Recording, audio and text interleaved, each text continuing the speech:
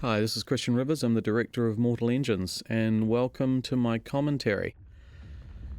So we wanted to basically start the story straight away. So we talked to Universal and MRC about using their logos to sort of, show the destruction of the world. So over the globe, you sort of get the 60-minute war sort of happening. And then MRC is a sort of a burnt, red-hot sort of metal, sort of smouldering, sort of in the remains. And the voiceover tells us, hopefully, the bare bones of the story of the world and where we're at. And for fans of the book who have made it all the way through to the end of A Darkling Plain, you'll know who's doing the voiceover. More powerful, until a new age arose. So, technical information, we shot the film on the Red Weapon, the 8K helium sensor. So those were the newest Red cameras at the time. We wanted to start the film, the actual visual storytelling in the world through the point of view of Hester. So we actually come into the story, literally her point of view.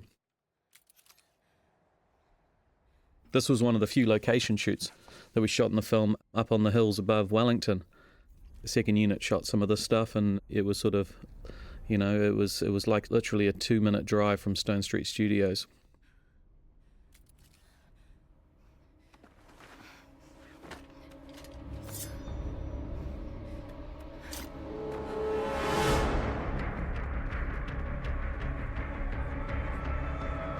And so the point of this shot was actually to, try and conceit that this is actually one settlement, that there is a small town here. We just wanted to drip feed the storytelling, and so we tried not to show any wheels and sort of present everything in a way that the towns feel like they're separate towns. But when she goes in there, when Hester goes in there, we see all these different cultures. We get a little snapshot of these different cultures and different types of people who are all now panicking.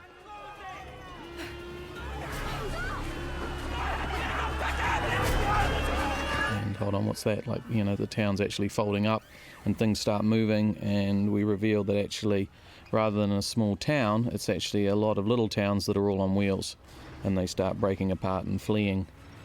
It's sort of a bit like a bunch of gazelles at the waterhole and a predator lion sort of rushing into the clearing. They all bolt. Except for this poor little town that can't actually get its engines going. And so at this point in the story, what we wanted to do is show, the mechanics of this world, what sort of actually happens. These giant cities, hunt down smaller towns for food and resources. We're not sure why yet, but to do that, we obviously need to show the machinations of the world, but we wanted to do it through characters that we're going to follow in the story. And so we follow Hester, played by the amazing Hera Hilmar, onto the back of Salzhaken, which is just a small Bavarian salt mining town. And as London bears down, we're showing the point of view of London through Thaddeus Valentine. And obviously, we go on to the show, there's actually a lot more story between Hester and Valentine. But at the moment, they're just presented as two characters for us to follow the mechanics of the world.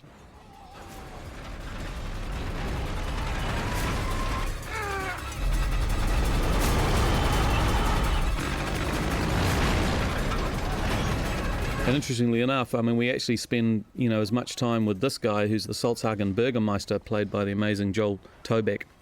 You could almost think that the story is actually going to be about him, because we needed to show, the plight of these people trying to actually, keep their towns safe from these predator cities.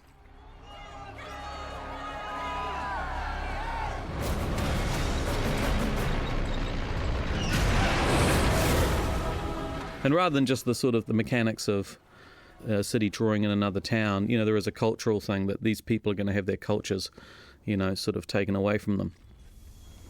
Lord Mayor on deck. Lord Mayor. Mr. Valentine, what have we got? Small Bavarian mining town powered by C-20 Lander. And you sort of see the difference of sort of technology and culture. We have the London Wheelhouse, which has sort of got all this quite high-tech componentry and sort of these rich royal blues and golds, and the Salzhaken is very much a lot lower tech, almost on the lower end of the steampunk spectrum.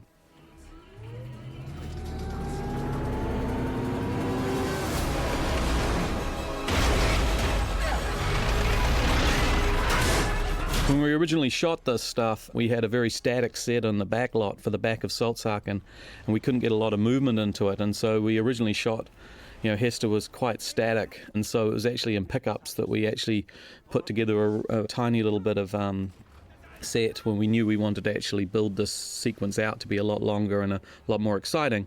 And we actually, we had a sort of a 2 hours of a pickup shoot where we just got Hera to throw herself around and pretend that she's being thrown left, right and backwards, and most of that stuff for Hester is what we use.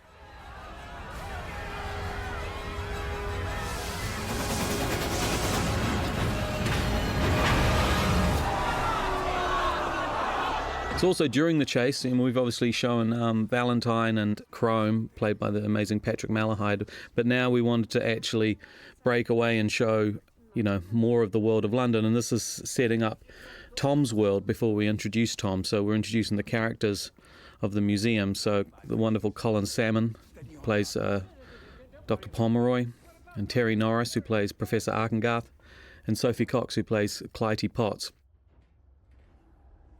Excuse me, Dr. Pomeroy. Good morning, Miss Valentine.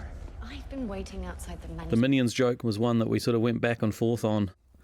And, it's a funny way to show the context of our popular culture in a couple of thousand years being viewed as something that was quite sacred.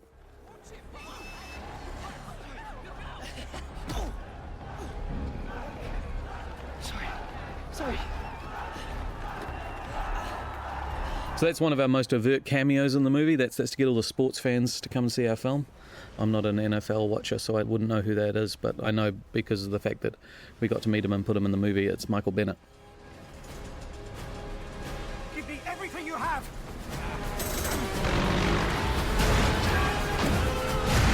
So what's really interesting is, there's a lot of these shots that are actually all CG, and so they're put together by Weta Digital, an amazing team of visual effects supervisors, Ken Magoa, Luke Miller, and Kevin Smith, with the animation supervised by Dennis Yu.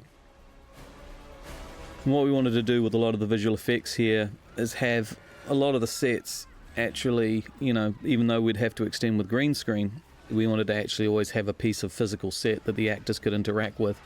So they weren't just sitting on a green platform or standing on a green platform with green boards, that they could actually hold on to a rusty railing or bounce off a small section of wall, just so they had that immediate sort of, tactile sort of form to react to.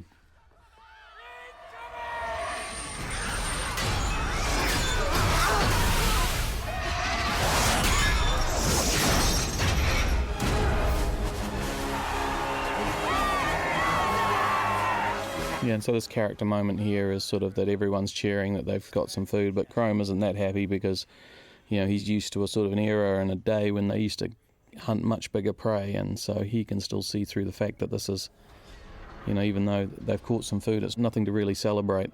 And that's partly in the design of London too, like these big claws, even though it's dragging in this tiny little town, everything else at a larger scale. There was a time when London would have caught much bigger prey and been able to bring that in and ingest it, and it would have kept it fueled for months, if not years. But now it's just got to drag in this small little town. It's like a small morsel.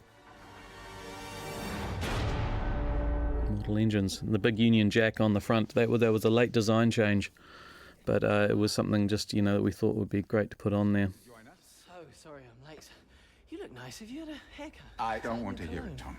You're already on your third warning. This is your last. Citizens of Saltsaken, welcome to London. We sort of have these two cultures kind of coming together, where these Saltsakeners, the look of them is that they've never seen anything like these kind of screens or this kind of propaganda. They really don't know what's in store for them. A little bit for the fans there, that you notice the book's written by Nimrod Beauregard Pennyroyal, who's a character who shows up in the later stories. Very few written records survived during that period. It may very well be they forgot how to read and write altogether.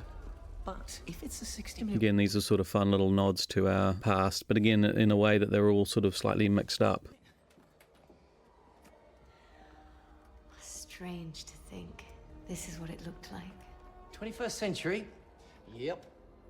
It's This scene was actually shot in pickups. We originally used to have a scene where Tom was having to show a tour of school children around who are the school children you just saw earlier. But it actually belittled the potency and the seriousness of the weapon of Medusa to have Tom trying to tell it to a bunch of disinterested kids, which might have actually been more truthful in that, you try teaching kids about the First World War or something and they kind of usually sort of their eyes glaze over. But it just sort of lost the power of actually, setting up this terrible event that happened and the weaponry behind it. Is sort of balancing a bit of exposition with their sort of outlook on the world in the past, that we sort of tell a little bit of a story about the weapons that destroyed the world. We sort of understand Catherine's sort of outlook on this and sort of what terrible things these were. Because there's not weapons like this anymore in this current day. Municipal Darwinism it's not a culture of destruction at a political level. It's, they ingest other towns and they bring the people in and they use the resources on the town to make their town bigger and their city bigger, and also, to fuel it. The cities, hence the title Mortal Engines, the cities are actually these living things. As you can see, we've got lights swinging. Even though these sets were actually all on terra firma, we sort of had to actually just knock anything that was sort of loose and, able to swing just before the camera rolled, or have little lines of monofilament just to pull them and make them shake. Not all the time, but just to keep reminding the audience that we are actually an attraction city that sometimes goes over a few rough bumps. And all the componentry and all the artifacts in the museum, like there's sort of fossilized keyboards and remnants of computers and strange pieces of things that are quite common day now, that are now existing in an archaeological context. Now, actually, but just to the right of Maleficent, played by the wonderfully sort of smarmy Andrew Lees, who's actually a really lovely guy. But yeah, he does a great job. Just right behind him was actually a resurrected man head. You just see the back of it. So yeah, this scene sort of shows us where Tom is on the pecking order, that he's definitely not someone who has any authority in his world. And yeah, Maleficent's a bit of a sod, really. Sort of sets him off to do an unaccomplishable task that's going to land him in more trouble. And yeah, and so Catherine goes off to help him. Wait! I can get you down there. You what? I can get you down there. Citizens of Salsa, welcome to London. Only your personal possessions with you. Old tech is to be deposited in the bins provided. And so we wanted to sort of have this parallel storytelling where, as Catherine helps Tom go down to the gut, we've got Hester coming in through the immigration process, the ingestion process of the incomers to London. And so production design-wise, we sort of want to have this strange mashup of, the tube tunnel now as a sort of a different form of public transport. But also there is an element of the culture of London, people can still go to the shops, but there's also this slightly decrepit and industrial feel to it. They are all living on a giant piece of machinery, and that the era of tractionism is actually it's actually in decline. So what's the rush? And again, it's a new world and it's a new story, and so we sort of had to not cram in, but we sort of had to drop in enough exposition through these characters sort of getting closer and closer together. So we feel that Tom and Hester's journeys are actually starting to collide now. Tom's heading down to the gut. Hester's making her way through the incomers station. And we're seeing that weapons aren't allowed. This little scene here, this little moment here sort of introduces, there are people who have a different way of life to the tractionists. That, there are terrorists or people who are trying to upset this way of life, but we don't know why yet. So we're introducing Anna Fang as essentially a villainous character. They still haven't caught her. Who, Anna Fang?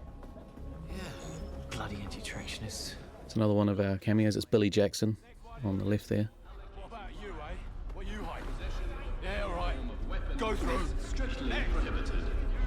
Incomers failing to... So Hester's obviously, she's hidden her knife. She's got an agenda, and we don't know what this is at this stage. Anti-tractionists loathe everything we stand for. Yeah, what, like progress? But it's not progress, not Always like Tom's talking about progress at the same time as we see a food vendor slugging algae into a bowl. That this is where they've progressed to, is living on a giant piece of machinery, eating algae.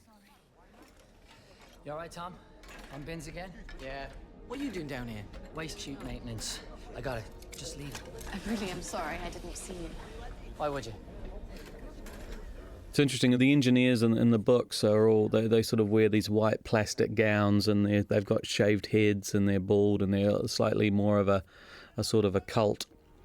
They have a much more cultish feel, and we sort of had to drift away from that because visually that has actually just been done before, unfortunately, in so many films. It's a classic radiant-controlled double-sliced toaster with automatic bread ejection. So this scene, the incomers scene, is, well, it took us about almost a week to shoot. All of it included, obviously, people going through the salvage lines right through to the attack, because it's really where all our storylines, all our characters that we've been setting up in the opening chase and everything, they all sort of pretty much collide. So, Valentine, Tom, Catherine, and Hester. But they always are. Yeah, well, that is far better than anything in the museum's current And collection. this is Tom, obviously the toaster is one of our sort of fun moments where, this everyday small appliance, if it's in good nick, it's of huge archaeological significance to them. Hi, Dad. And so we learn that Tom obviously sees Valentine as his hero, and we think Valentine is he's a loving father to Catherine. He remembers Tom's parents, but Hester has zeroed in on him like an assassin. Tom Natsworthy, isn't it? Yes, it is. I knew your parents. They were lovely people, first-class historians, both. I thought you had plans to be an And we, aviator. there's a little bit of Oh, yeah. learning that Tom wanted to be an aviator here. All my thing. One of the fun things about Tom's character is that, he could be sort of all bitter and twisted about the fact that he didn't get to live out his dream, but he also sort of understands that he could have it a lot worse, and so he's quite sympathetic in that regard. No way. What is that? That is a fusion inverter cell. That is a fusion inverter cell. Really dangerous. And the Guild of Engineers nicked all the ones we had in store at the museum. And so we just sort of start to drop little bits of story here that, Thaddeus is, I'm going to have it disposed of, yet he wraps it up very carefully in a handkerchief. They don't know what they're playing with. And Tom sort of asking too many questions. They're playing with fire. Valentine sort of there's a subtle warning there. It's like a little bit of, you stay out of this, buddy. What's going on? So the production design of the set was obviously anything looking towards the incomers we tried to shoot without visual effects, and everything back the other way was mostly green screen, so we could extend the gut out. Dignity and respect. You will be given food, shelter. Valentine's a popularist. He likes to look, make sure that he's well admired and well liked by everyone, so he sort of steps in to sort of protect the Salzhaken Bürgermeister.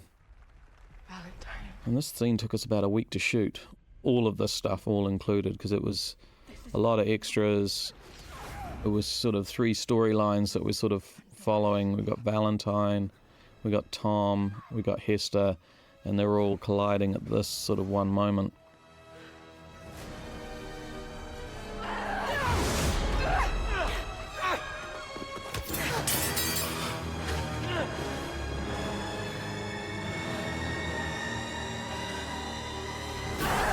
And we reveal the scar. So we actually had a prosthetic scar on Hera that was a lot milder, so it didn't have quite the indentation. And when we got into post-production, we just felt that, for the various lighting scenarios and just generally it didn't have the impact it needed. So we actually had to enhance it and completely redesign the scar as a visual effect.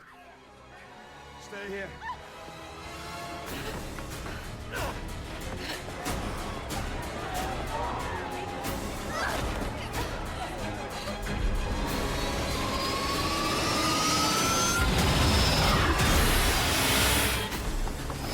Obviously what happens once everyone's taken off their town is their town pretty much completely gets cut up to be thrown into the furnaces. Rather than show that or have a scene that really didn't do anything else that showed that, which is, it's actually an artifact of the storytelling in the book. We actually have Tom chases to try and apprehend Hester through the town as it's being cut up, so it's a lot of fun to create this as a exciting scene, that has a lot of jeopardy and danger, but also, shows a part of the storytelling that Tom sort of is a leap before you look type character.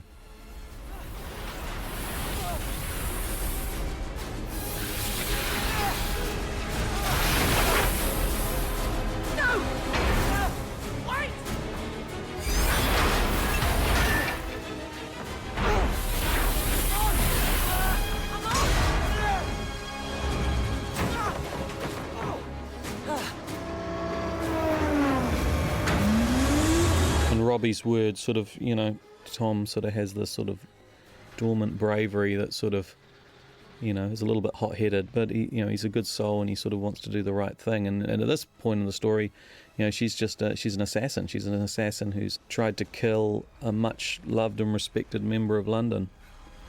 So she is actually, a villain at this point.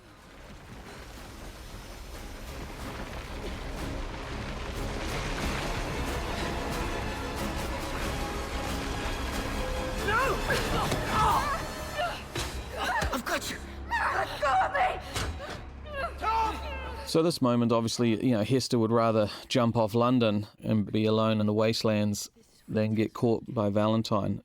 To Tom, jumping off London is she's actually committing suicide. If you fall down here, you end up in the Outlands, which, to a Londoner like Tom is as good as death. If you get spat out onto the ground, you're not going to last long, and it's a death sentence. I guess it's the Traction era equivalent of being banished from your society.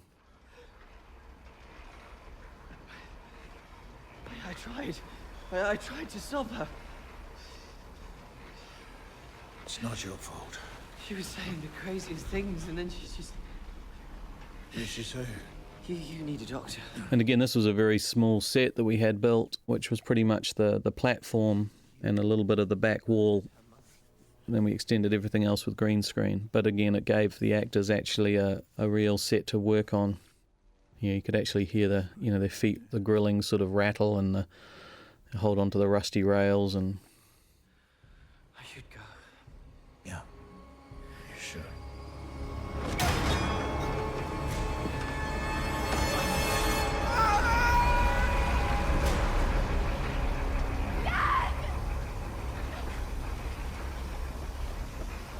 this little moment where Valentine he's actually okay, but he hears his daughter and he sort of puts on a bit of "I'm weak and wounded." Kate, I'm sorry. There was nothing I could do. What do you mean?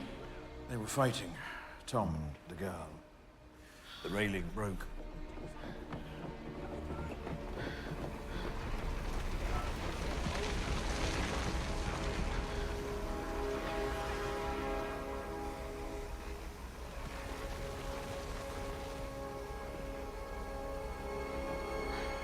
Yeah, so she sees Bevis, and Bevis has obviously seen something.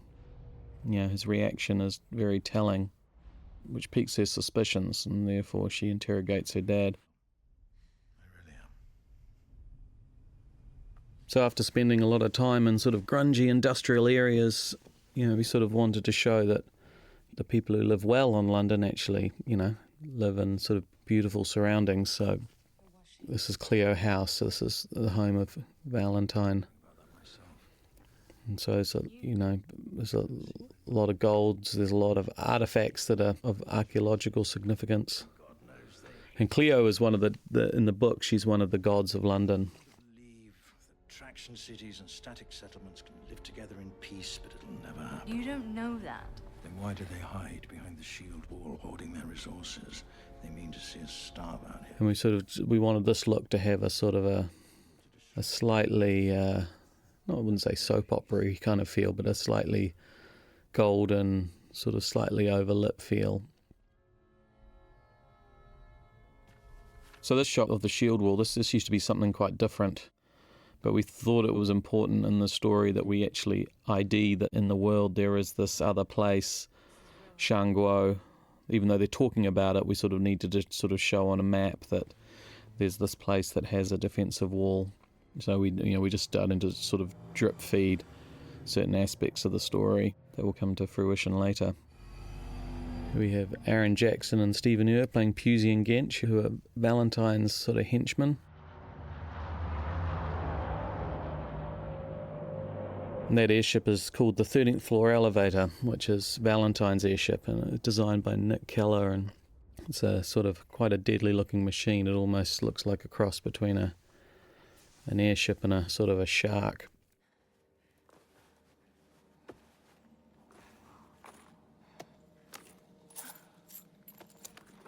And this scene was our first day shooting in the trench set. So we actually shot most of the trench scenes actually chronologically, from Tom and Hester. You know, Hester coming over, rummaging through his pockets, and it was actually the first scene, you know, of them together.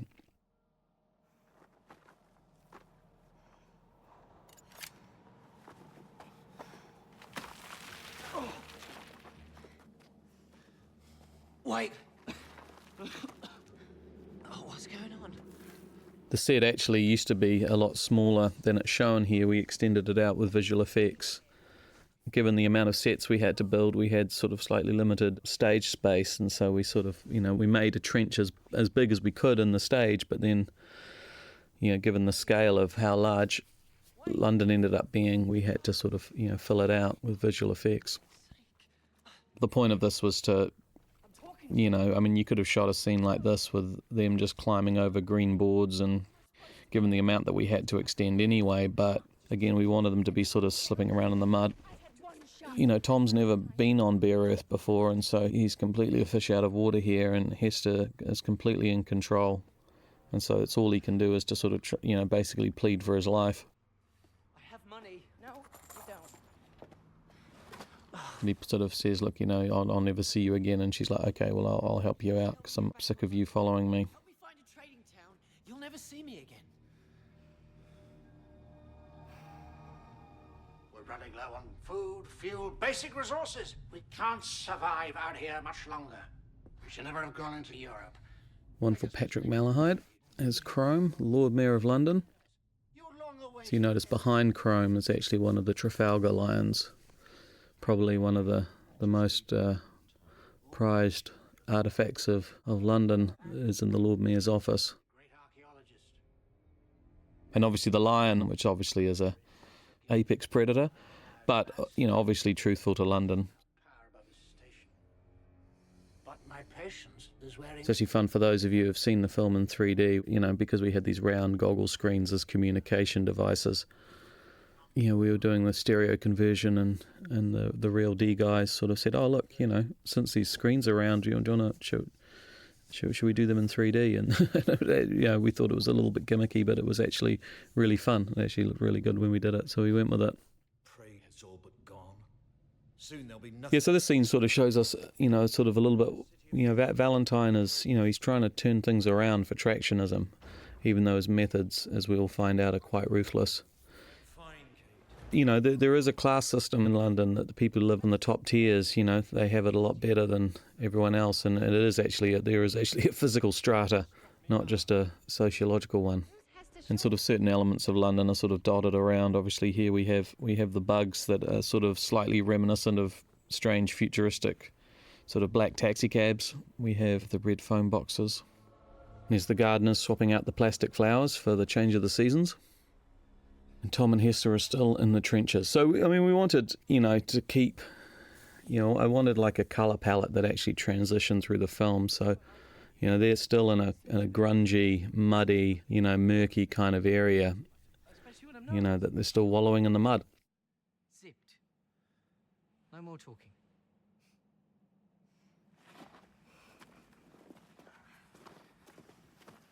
Don't worry about me. And again, this is all still shot on our one small piece of trench set that the art department had some really fun techniques of reconfiguring, you know, taking out some of the tracks and moving them around so it always looked like we were changing location. Which way?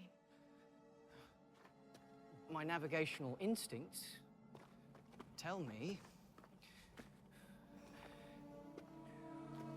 we should go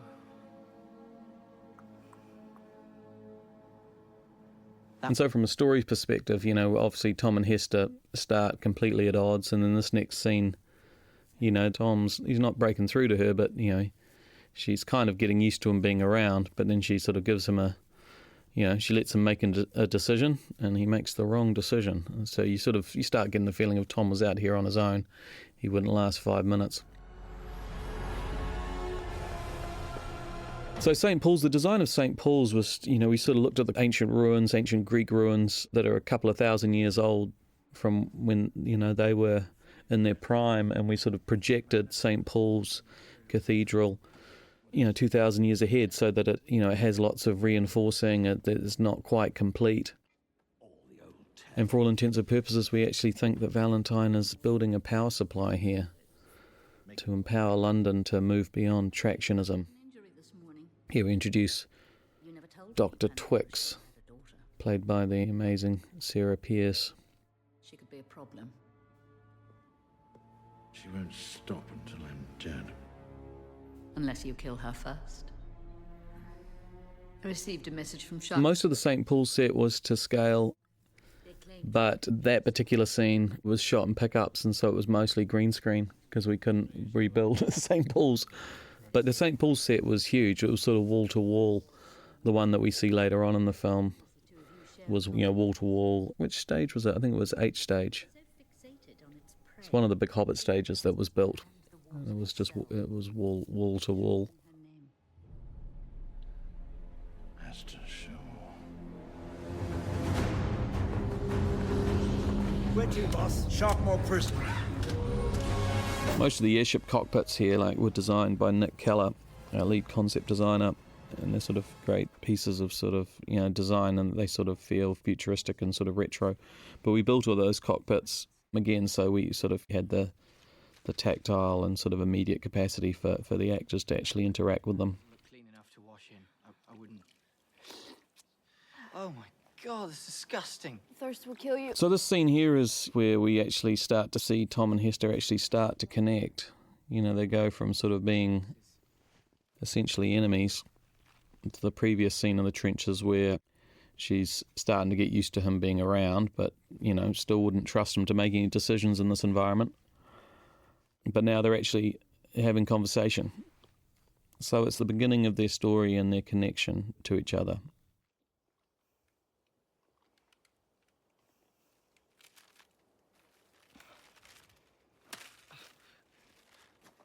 Best before 2118.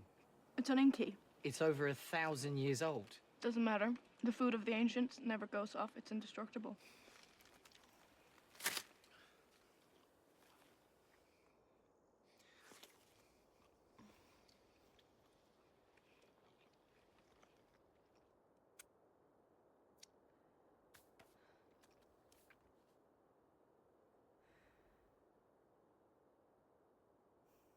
So quiet out here.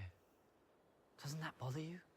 I like the quiet. And this little piece of set was on our first week of shoot, and this is literally on the other side of the trench piece of set that we shot in. So this was all actually built as one set in one of our sound stages. So it was like a little bit of a Lego set, really, that we could sort of shoot down one side of it and then jump over the trench. We'll go around and then shoot this little bit in here, while art department were busy reconfiguring it to look like another place on the other side. So we sort of had to be pretty nimble in that regard for all of this, to shoot through the amount of different changing sets and scenes. What about you? And this was one of these sort of fun moments where Tom mentions the big tilt, and we went back and forth. There were notes that we sort of needed to explain to the audience what the big tilt was, and we didn't want to. We just thought, look, the audience can imagine. Obviously something happened in London where something tilted and a lot of people died. It's like an earthquake. The earthquake equivalent on Attraction City.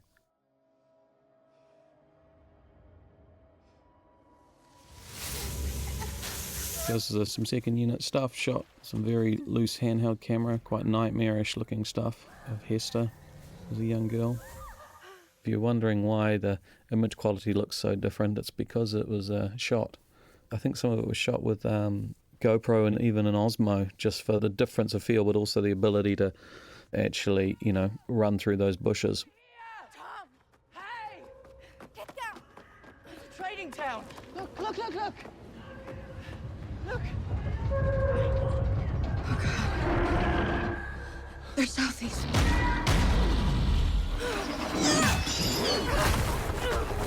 And so Tom unwittingly draws the attention of some rather ferocious and deadly towns that have no intention of capturing them alive by firing these giant harpoons at them. But you also, this is where Hester leads the charge, and you sort of see that she's got the dexterity and the wits to actually evade these things, which is something she's a second nature to her. What are they hunting?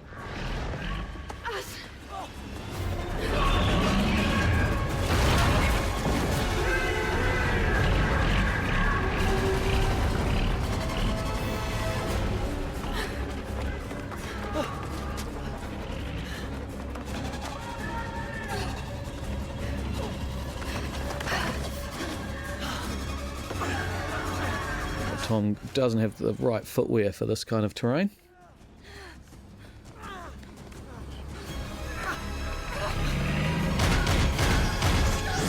And so even though this is a small moment, it's a real turning point for them, because actually Hester sort of exposes herself to help Tom, and she gets winged by these giant bolts, and so it's actually a moment where up until now, they've gone from being at odds to teaming up to her actually sticking her neck out for him. Tom's now completely frozen to the spot. He's about to get wasted, and then, what the hell's that? Are you in one piece? Yes.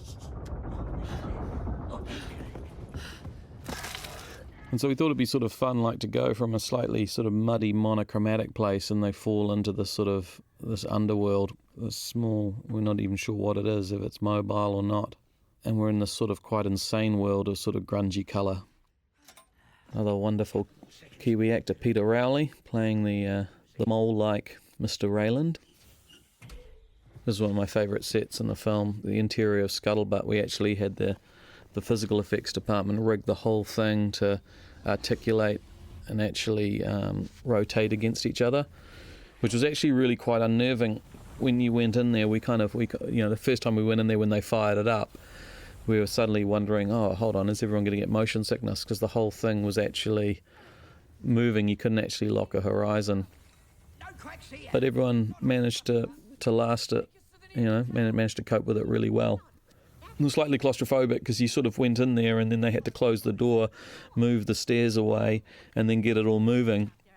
And given all the physical atmospherics, like the steam, it actually got really warm in there. Myself, the algae is fresh. It's actually not bad. It's not bad. Bottoms up. Funny you should say that. We grow it in the runoff under the sewage room. Oh, nasty. That's going to leave a scar. Megan Edwards is the wonderful Mrs. Rayland, who is such a wonderfully absurd character.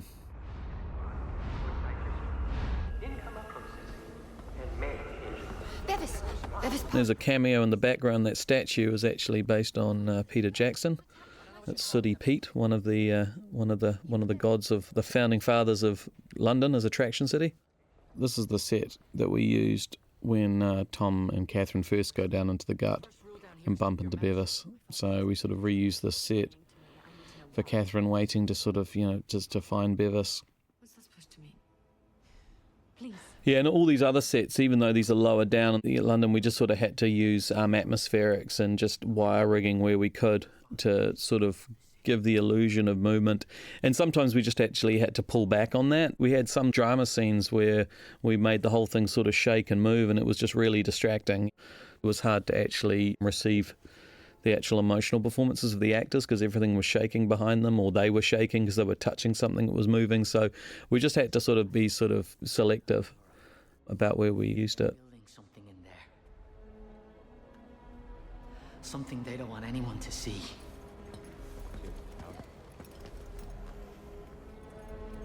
I tried to get inside, but there are guards at every entrance. There's no way in. And also we wanted to keep moving. The exterior scene here on the bridge is actually based on Blackfriars Bridge when they're looking up at St. Paul's. And we just wanted to give it a very urban quality, so there's shops in the background, there's advertising, there's graffiti, and, just keep it.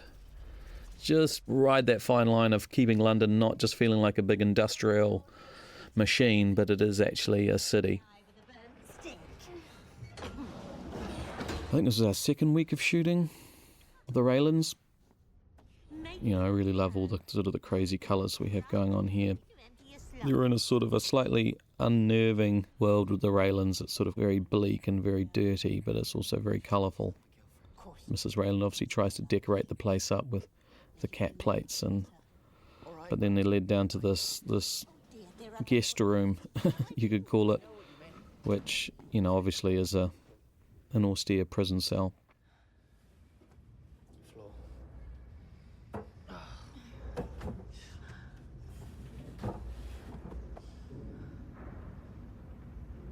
I think this was one of the smallest sets I've ever worked in. It's actually twice as big as the art department were originally going to make it. So I don't really know how we would have shot in it, actually. It would have been like shooting in a closet. I was 8. I was 8 years old when my mother died. She was an archaeologist. This is the scene where, you know, finally Hester shares with Tom, you know, something that she's never told anyone else before.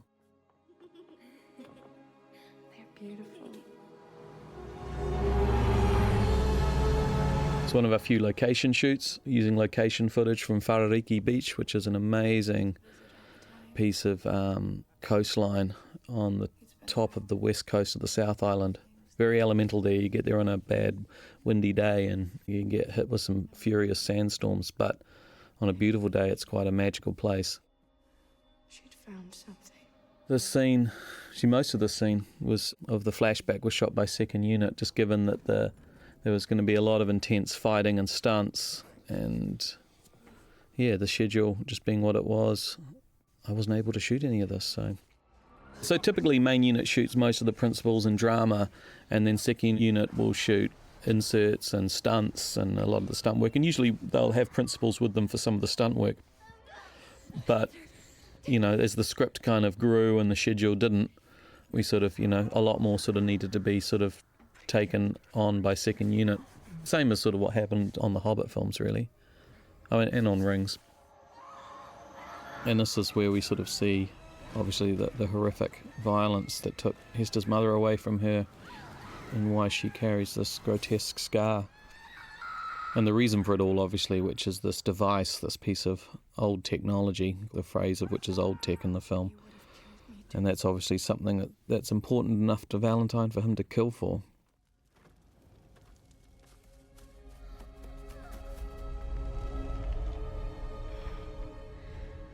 But I got away.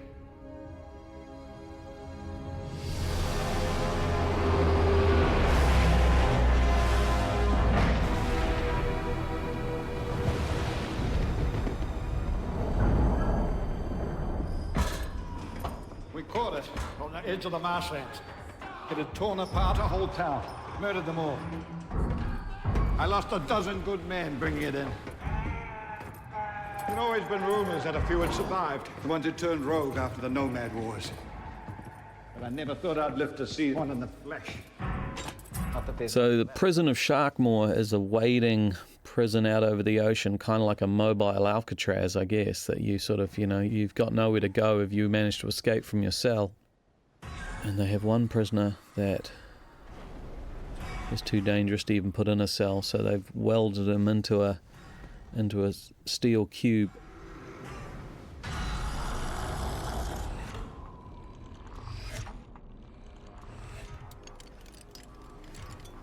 The last of the Lazarus Brigade. So this is the first glimpses we get to see of Shrike. And I mean, Shrike obviously is played by the incredible Stephen Lang, and then, you know, obviously realised by the team at Weta Digital. Design-wise, we worked quite extensively with Andrew Baker to design Shrike's look. It was quite a long process. We sort of managed to get him to a good place before we went into sort of principal photography, but then we kept evolving him through post-production, mainly to try and keep the facial characteristics of Stephen in the sort of the preserved, almost mummified flesh that's still, you know, that's on his face, but also to have this sort of robot body, because it's a fine balance to not copy something that Terminator or RoboCop or numerous films have done before.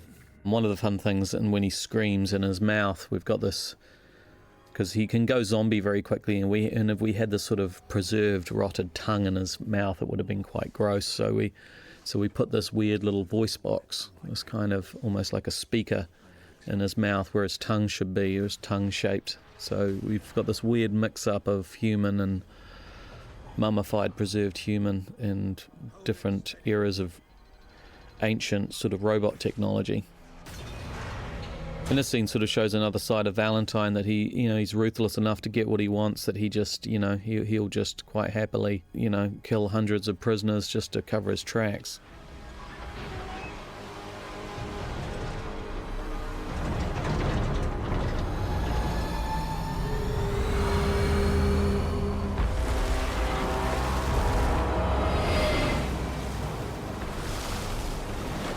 Again, this was one of our few location shoots, which was a 5-minute drive from Stone Street Studios, which is a fantastic piece of beach around the south coast of Wellington, Breaker Bay. These wonderful sort of rocks, and we actually shot it just pre-dawn, but then, we made it more of a night scene, and we couldn't resist putting some great cracks of lightning as Shrike sort of lets out his hunting call. And the cut from Shrike to Hester waking up is to sort of, reinforce their connection, even though Hester has been woken up by Tom. She's not having a nightmare, but we're showing that they're connected somehow. And I mean, there's subtle things here, like in the fact that, Tom and Hester are now starting to, not unwittingly, but sort of unconsciously become a team, that Tom starts looking for a way out. And he finds a hatch and just says, "Oh, give me my knife," and she just throws it to him without thinking, and then he gives it back to her, even though it's his knife. And so we're starting to just build this little connection between the two of them, to ultimately that she gives him his money back and tells him how he can escape.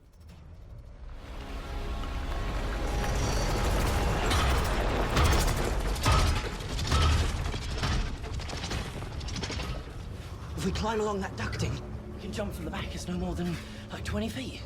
I can't. Yes, you can. No, I can't. I'll never make the jump. You will.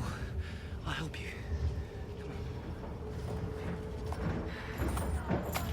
Head due north. There's a way station called Ramsgate. You can catch an air freighter from there. Go! Fine.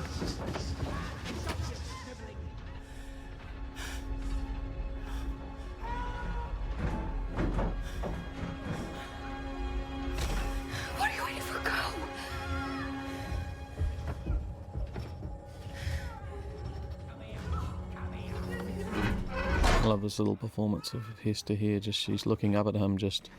It's a real quick beat, but she just doesn't comprehend how the hell someone wouldn't save their own skin.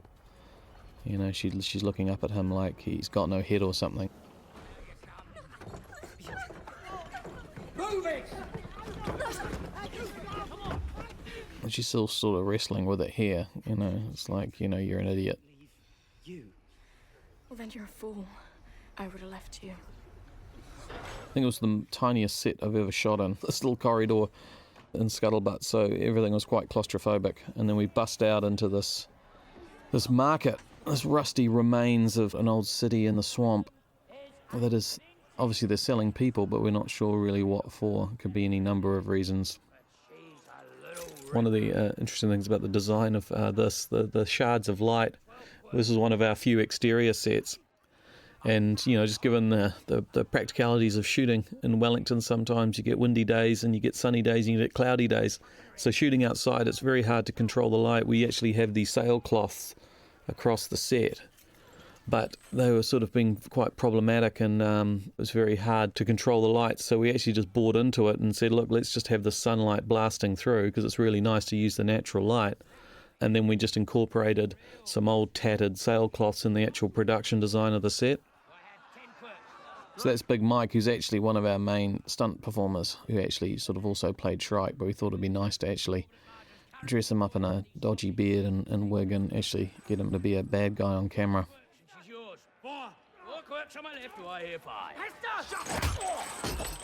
Cheer up, love.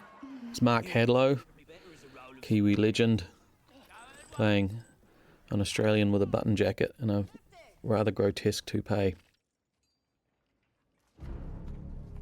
An unregistered bidder? Please. Right, and here's Anna Fang.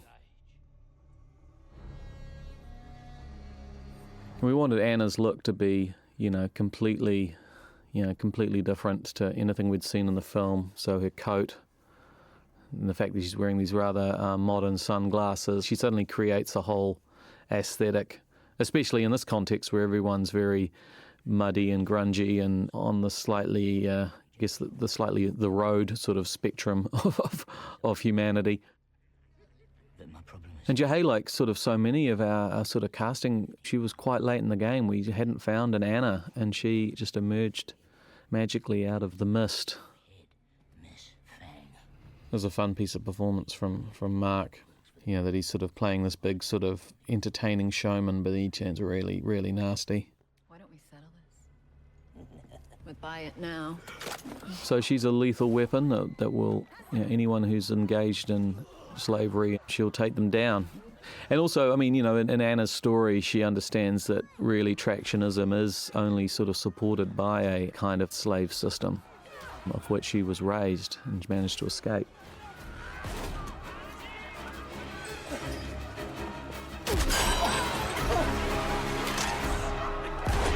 See, I knew you wouldn't leave me. Shut up and run. And all the towns start fleeing.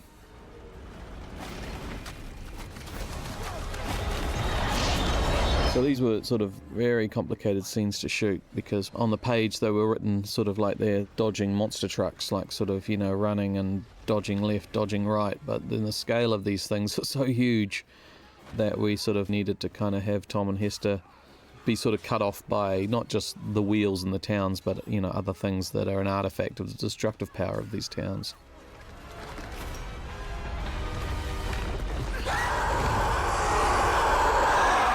So Shrike appears and is a resurrected man. It's something that Tom's only ever heard about in stories. In his studies, it's like seeing a character from sort of fiction, I guess, for him, historical fiction. Promise, Hester Shaw. Now you must keep it. Go now! Run! This way!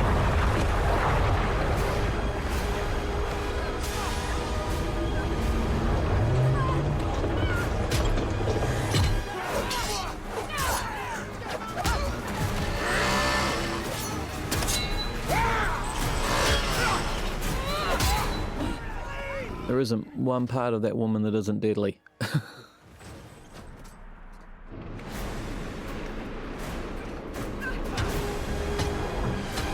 Shrike has this sort of relentless ability just to, catch up with them as they have to struggle and climb like human beings and be cautious and hang on for dear life.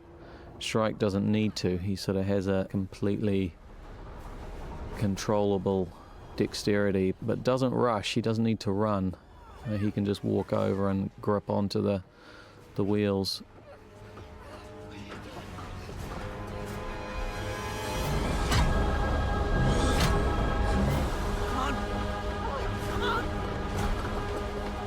And so we sort of just trying to find a balance not to make him feel too robotic in his motion. So he sort of has an elegance as well as a solidity. And it was just, working with the animation team and just to try and to find that.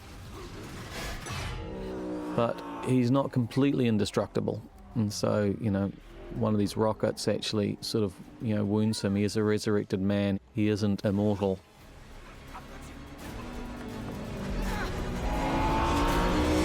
So these bits through the doorway, we actually had the Jenny Hanover static, but we had the gantry on wheels, so we could move that away to give us the effect that the Jenny was actually mobile.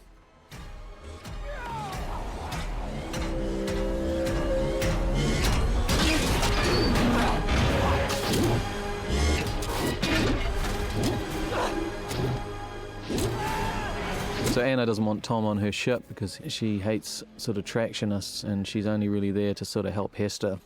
And she doesn't want to put Hester in any danger, so she tries to take off. But Hester won't have a bar of it and is now, really putting her life in jeopardy for Tom, which is again another step in their story.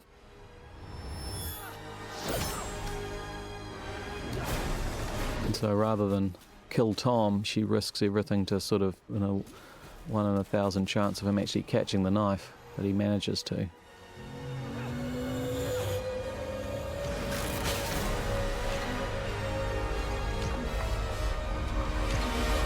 So Shrike sort of sees them flying away on an airship, and he looks up and sees probably the most steampunky looking airship in the film.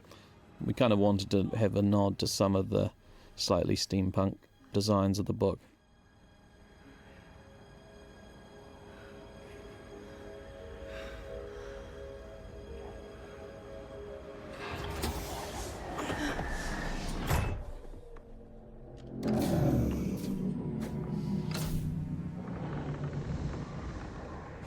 So the Jenny Hanover, we sort of had a lot of fun sort of designing the Jenny Hanover, trying to get a mix of something that felt like a futuristic airship.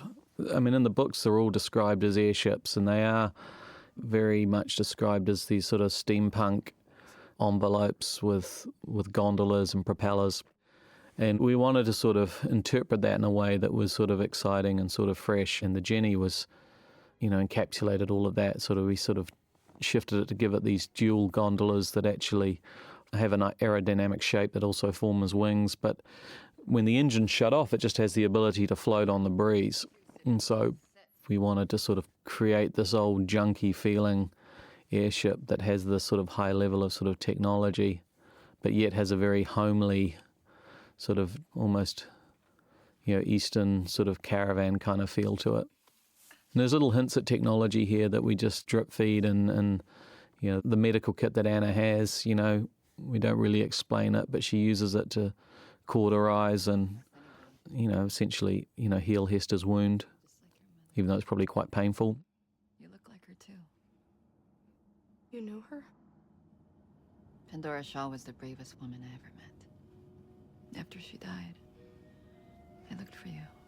Originally, in an attempt to be efficient with our visual effects shots, we had all the windows behind them were actually more opaque. They were sort of these, like the Jaguar behind Tom, they were sort of more, sort of this yellowy sort of rice paper that had these, sort of designs on them. But then it sort of made the Jenny feel a little too claustrophobic, so in post-production, we actually rotated the characters off and put clouds out there.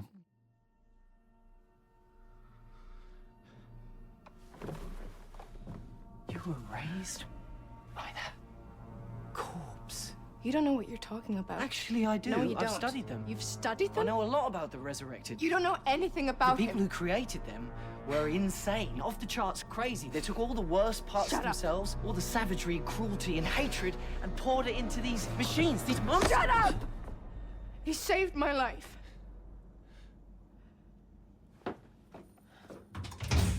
The Jenny was, a really beautiful set, but it was another one of those really claustrophobic sets. And right just above Anna's head, there was this annoying loop of metal that was right at forehead height. And we actually had to put, foam around it and a big sort of, fluoro sticker around it. Mr. Valentine. Not now. I'm sure you know who I am. No, I don't. Herbert Millifant. Your daughter's a very good friend. So this was another scene that was sort of written for the pickup shoot, actually, because we needed to have a scene that expedited sort of Valentine's, construction of Medusa. And so it sort of echoes Mellifont having the information that he sort of gleaned through the window in the earlier Tom and Catherine in Tom's office scene, where he saw all this old technology. And obviously, because Mellifont's quite well connected, he sort of knows that Valentine's been looking for this stuff and sort of coughs up everything that he saw.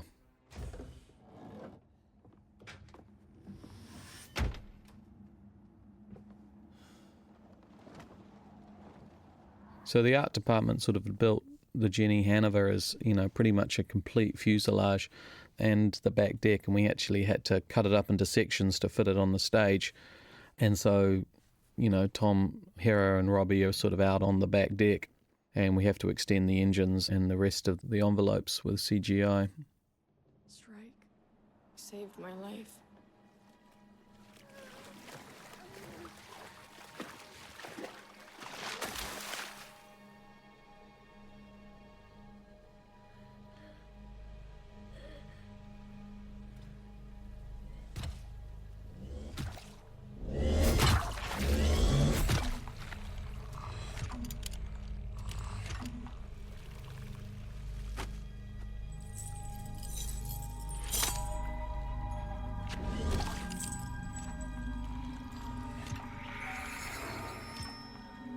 So this was location. This was shot up just up in one of the little valleys in Wellington. We sort of had to grade it down to sort of give it a sort of a dusk look, because some of it was shot overcast and some of it was shot like with bright overhead sunlight. So here's another nod to preserved foods where, you know, Shrike manages to keep finding old cans of ancient soup, and they're still good. Broken things. The whole design of this set was, you know, to sort of feel like we're in the inner workings of something mechanical. So there's lots of bands of metal and there's lots of flickering light, like, you know, everything's clockwork. And obviously they're surrounded by, you know, these metal bits of bodies and these automata that are Shrike's trying to sort of figure out what he actually is. Like me. For these scenes, you know, Shrike, the coloration of his skin is sort of, it's a bit like one of those sort of bogmen mummies, sort of a preserved flesh.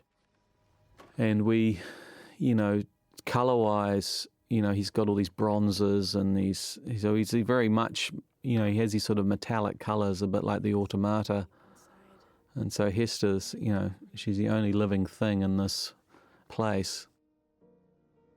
You know, as we started seeing all the wonderful performance from Stephen Lang and what he had done with the character, it became more and more important to actually have Stephen be Shrike. And so the photo that young Hester finds is actually a photo of young Stephen Lang.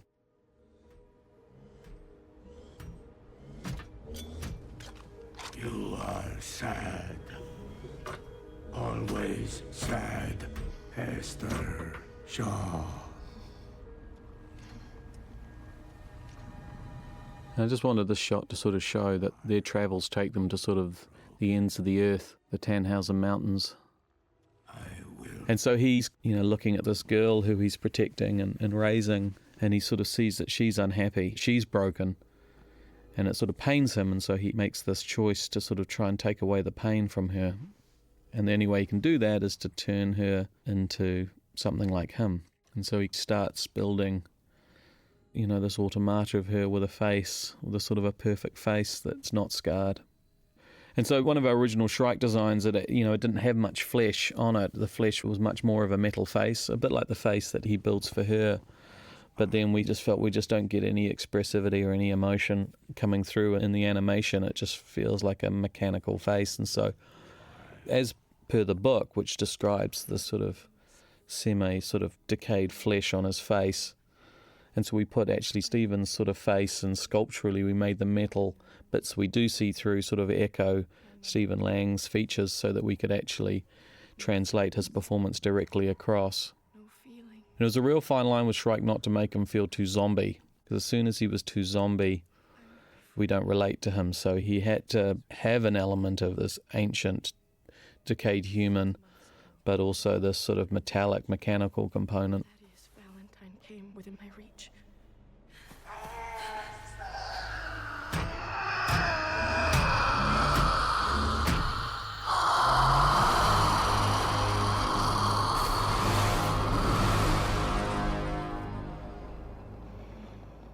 That's it. That's my sad story.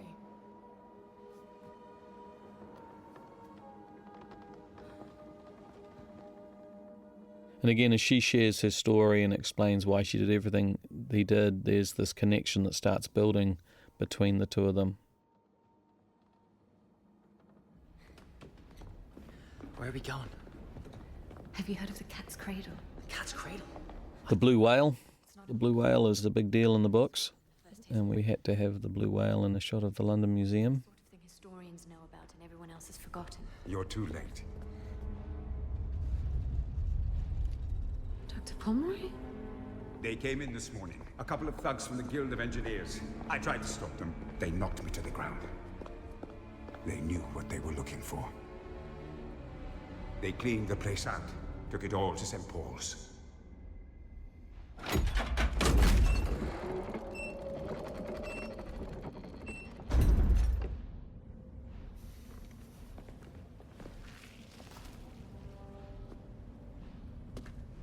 There are over 1,000 stairs in the cradle.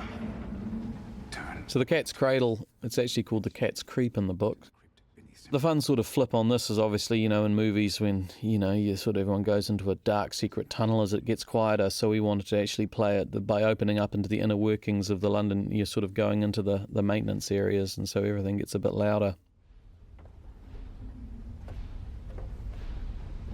We had so many sets to build that most of the Jenny Hanover stuff was shot out at Avalon Studios, which is great because Avalon Studios is only about 2-minute drive from my house, whereas Stone Street Studios is about 35 minutes.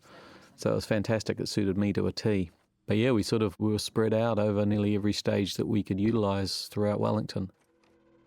And given where the story goes, it was important for us to show that Tom actually was a pretty good flyer, a pretty good aviator, that he'd done enough training that he kind of knew what to do. And so this little scene here is where he earns a little bit of respect from Anna because she sort of sees him as nothing but an annoying tractionist that she'd rather not have on her ship. You can take her in. But she lets him fly it into Airhaven. Airhaven's kind of a neutral territory where only aviators are allowed to go, but whether you're anti-tractionist or you're from a traction city, if you're an aviator, you're allowed to come here. So there's a lot of trade, but there's a lot of subterfuge, and it's kind of like a Casablanca in the sky. And shots like this, you'd have a mix of 3D clouds in the foreground and then matte painting in the background where you don't read the parallax, the difference of perspective.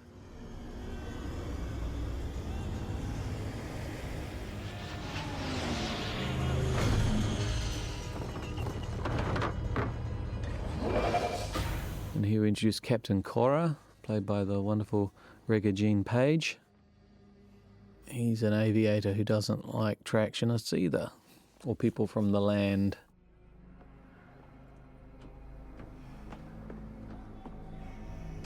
We see sort of obviously, okay, right, this is a bit of don't make any sparks. So I guess there's not a lot of heat coming off those engines. It's a pretty dangerous place. And the whole design of Airhaven needed to feel light, so everything was light fabrics, everything's floating, possibly filled with some kind of lighter-than-air gas. At one point we joked that, if everything was helium, that there'd be enough leaks that everyone would be walking around with squeaky voices, which, would have given the whole scene a different tone, probably. Magnetic resonance is climbing, holding at full capacity. All systems are active. She's ready. It will all be for nothing unless we act now. London must turn east.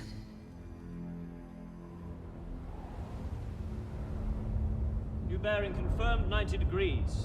Coordinates set, 51 degrees north by 71 degrees east. Why are we altering course?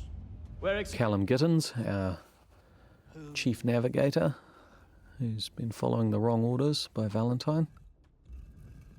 So all the storytelling here is sort of, we've sort of got the three converging stories of Tom and Hester and the anti-tractionists finding out what it is Valentine's built at the same time as Catherine's discovering really what her father's up to, and Crome sort of discovering that, that Valentine has completely subverted him and taken power of London, taken control.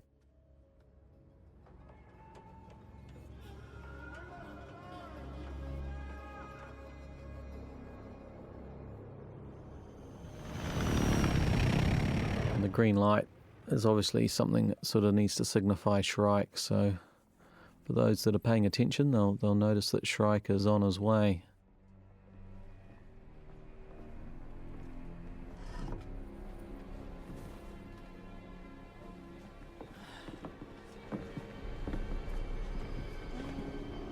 So Khan West, They're the Rushan, the anti-traction. Levo Sigurdsson, and Menik Gujaratni, the rest of the anti-tractionists.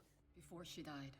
The gas bag and gondola is a favourite hangout of the Anti-Traction League. It's the sort of the remains of an interior of a large airship and has various props of their sort of history. But I actually think most of the aviation, the propellers and the swords are actually out of Peter's personal collection. Some of them are old Napoleonic weapons even. So they've got as enviable a collection of archaeological relics as the London Museum. So the gas bag set was another small set that was actually one of the few sets that didn't have to have many visual effects, which was great. But it was also quite a tricky job for the art department because halfway during the fight with Shrike, in the script, obviously these explosions start going off around Airhaven, and so they had to sort of tilt it. Catherine and Bevis are sort of witnessing the realization that they're discovering, so that we didn't just have sort of these characters talking about stuff and then just showing it. We needed to sort of be seeing it through characters who are ultimately sympathetic to our hero's point of view.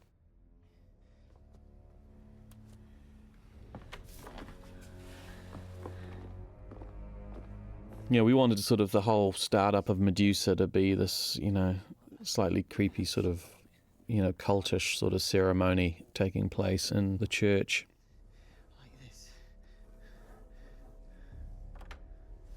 That they are sort of awakening a sort of a godlike power, which in the wrong hands will be devastating. Your mother found a computer core, the control system of a quantum energy weapon.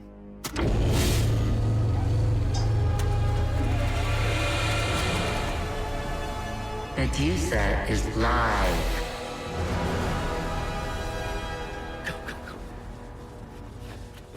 How do we shut it down? You don't. Well, not without the crash drive. English helvete.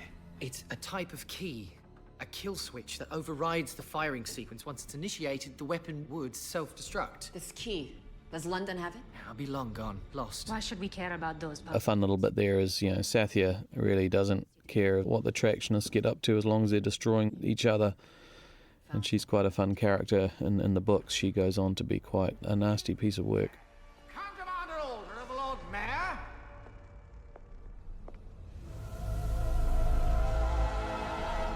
My God. Nothing can stand in the face of this. Not the battle hammers of Archangel, not the howitzers of Panzerstadt, not even the guns of the anti-Tractionists. In the great game of survival, this is checkmate. London's heading east. Here's Yasmina, played by incredible Frankie Adams. Near the Tannhäuser Mountains. They will have reached the eastern plateau by now. How much time do we have? A few hours at most. You mean to go to... And the tubes, some of those giant pipes are actually giant rubber inflatable pipes to keep them sort of light and suspended so we could have this snake-like tubing. Again, the St. Paul's, we wanted to make it feel like it was ruined, but parts of it have all been rebuilt and reinforced by the sort of black metal, so we sort of have this sort of interesting, I guess, chessboard kind of feel, the black and white, but in a much more fragmented kind of way. Shut this down. Our old code... So, this was a fun, if not complicated scene to shoot. As Chrome comes in and he thinks he still has authority. But he really has not. He's completely underestimated Valentine and how Valentine has got his hooks into everyone. Can save you. You're a relic of a dying age. A dinosaur. I wanted to do something sort of different with all the sort of the guns. So, Valentine, even though he's got this very tiny snub-nosed pistol, it's actually a high-powered automatic weapon. Come on. No. You can't go back. I know he's your father. You have to let him go.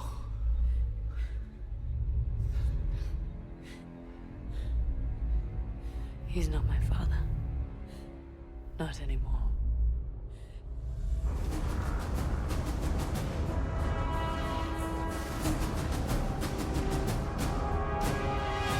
They're gonna attack the shield wall. Get word to Governor Kwan.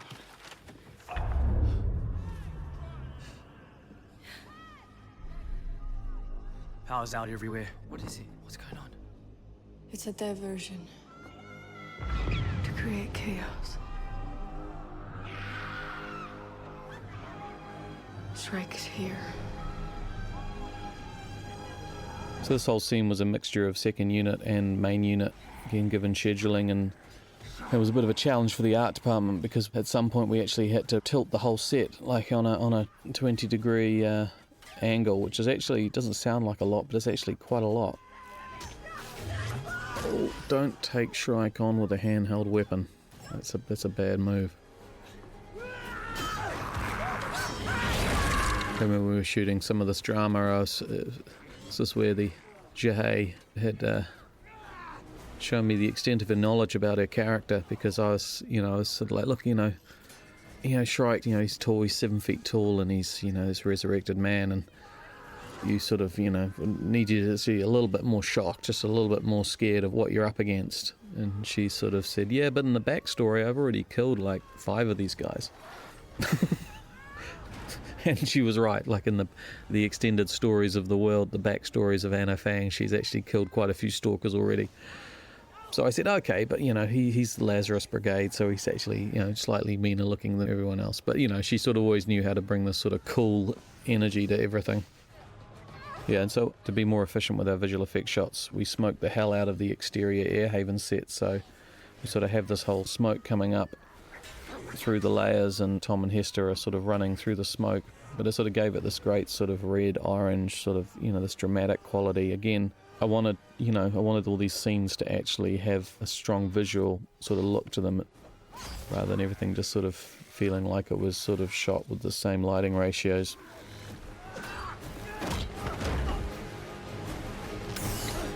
No!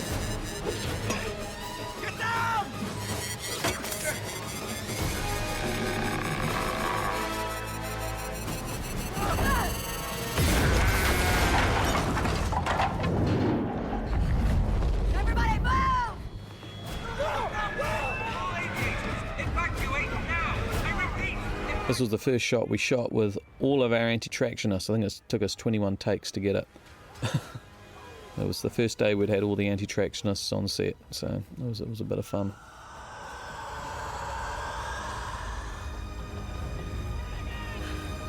Come on!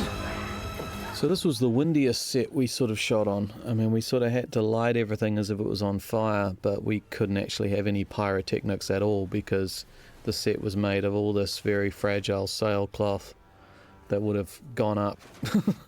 So we had to pump lots of smoke into the set and then hit everything with fans, and lots of sort of debris flying around, and then have lots of localized lighting, and then steam jets with the lights so that everything looks like there are these localized fires. Obviously, and what that gave us is actually all the actual local illumination for fire, and then digitally, just by adding sparks and then a few little licks of flame, gave the whole illusion that the place was on fire. No. I'm the one. I'm the one you came for. Let him go. Let him live. So Shrike's pretty munted by now. He's had his foot blown off, one of his arms isn't working properly. The missile that caused the cavity in his chest, Anna's lost her blade in it, so he's now starting to actually sort of not function properly, but he's still committed to trying to save Hester. He still thinks her heart's broken, but then he realizes something inside her, that she's pleading to protect this person's life, and he realizes why, which means that her heart can't be broken. And it's interesting, these scenes, it's, really between such two amazing actors, Stephen Lang and Hera Hilmar. Even though this is such a powerful scene, the scene didn't actually take too long to shoot.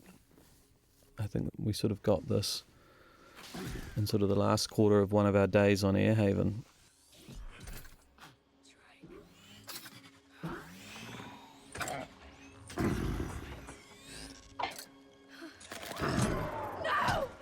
So up until now, various degrees of Shrike's eyes have always had this green illumination, this slightly robotic and human quality, but as that machinery's breaking down, we take that away, so he's, the most human that we can make him look.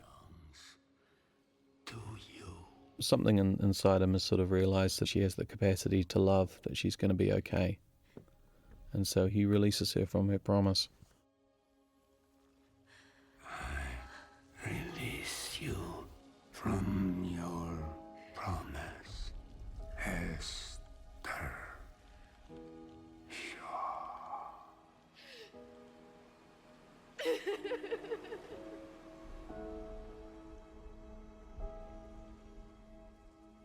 So Hester realises he's been holding on to this thing. I mean, she'd long forgotten. She had no idea that he had this thing that her mother gave her, but he's been holding on to it all this time.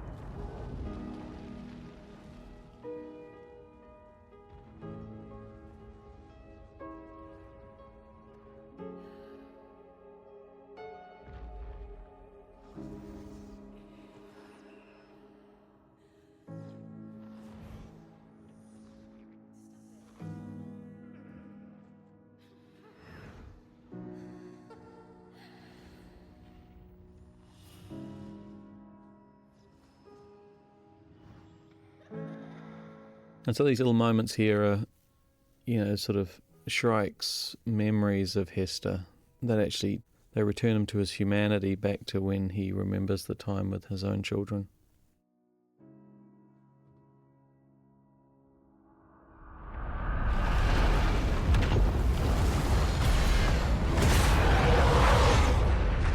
And they all escape. It's a challenging piece of storytelling to have a character, something like Shrike. He ends here, but he's passed on this amulet to Hester, which she sort of sees as only a keepsake for her from her mother. She doesn't know its importance, but it obviously sort of continues that story. It's sort of Hester's past comes back to be the thing that sort of can save them all. The world is changing. London must now look beyond municipal dominance. So Valentine's taken control of London now. So we have the Jenny, the Zainab, the Idiot Wind, and the Mokele Membe. So they're the different airships, and so we sort of wanted to have a different, distinct feel for all of them. They've all come from sort of different areas and they're sort of different technologies. Also, that's Hera's mum, and that's Seth Miller and Isaac. Lots of cameos all through this cheering stuff.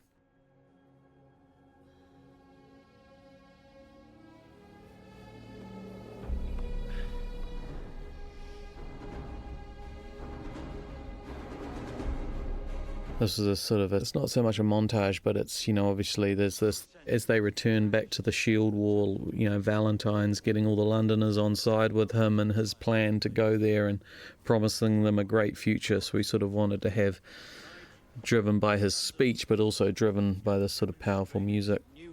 And they're going to attack this wall. And then we sort of get to see this place for the first time as our sort of heroes return.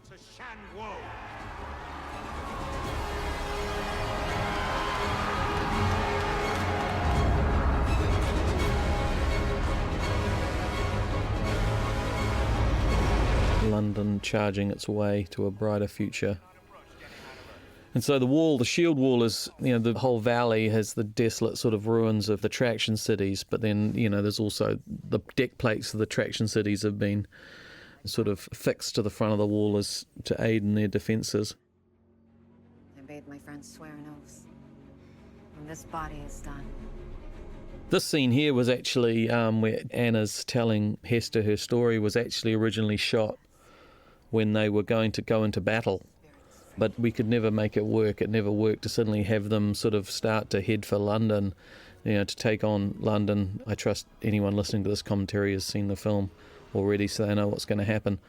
But to go from that sort of energy of going to a battle and then suddenly slow it all down to have a little talky talk just didn't feel right, and it also pre-shadowed Anna's imminent death way too much.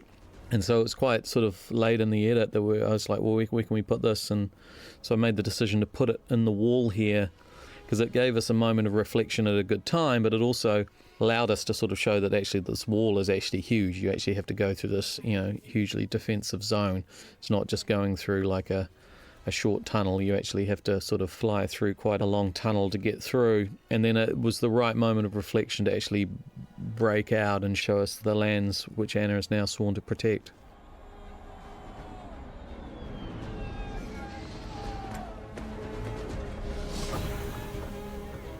Governor Quine is waiting.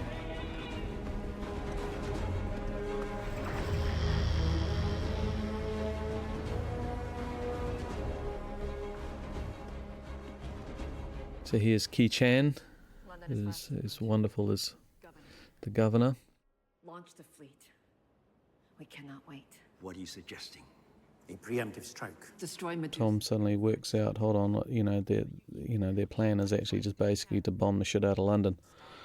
And he tries to stand up against that, but he's sort of faced with the harsh reality that, it's sort of, this is what happens when, in any sort of human situation, when crazy people come into power with a world to destroy, that it's actually all that happens is a lot of innocent people suffer. So, but that's not going to stop these guys anyway. They're going to protect their homeland.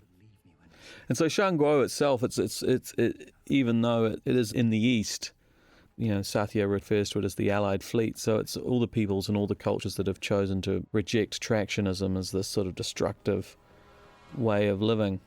Because by its very essence, what tractionism does is obviously destroys the landscape, but it doesn't embrace another culture. It swallows it up and it sort of makes it their own. So it's a form of rampant mobile colonialism, if you like. Whereas Shang-Guo is, that all the cultures can come there and hold on to their own identities, but they all rally together to defend the land against invasion. Entering enemy kill zone in 6 minutes and 39 seconds. Raise it up!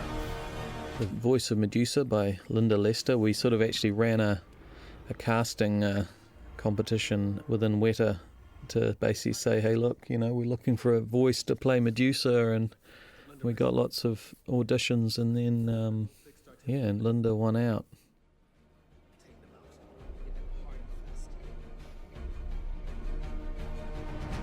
Get them into the air. Now!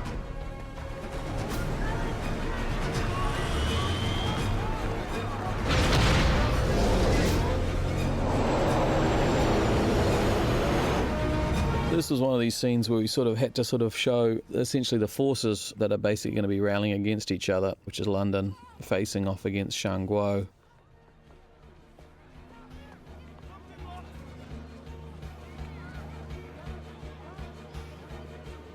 I mean, London is actually a weapon that they didn't actually see coming at all. They couldn't possibly know. And so while they're all arming up to sort of strike it within sort of, where traction sitters usually get to, it can fire well out of their range, well out of the range of their guns.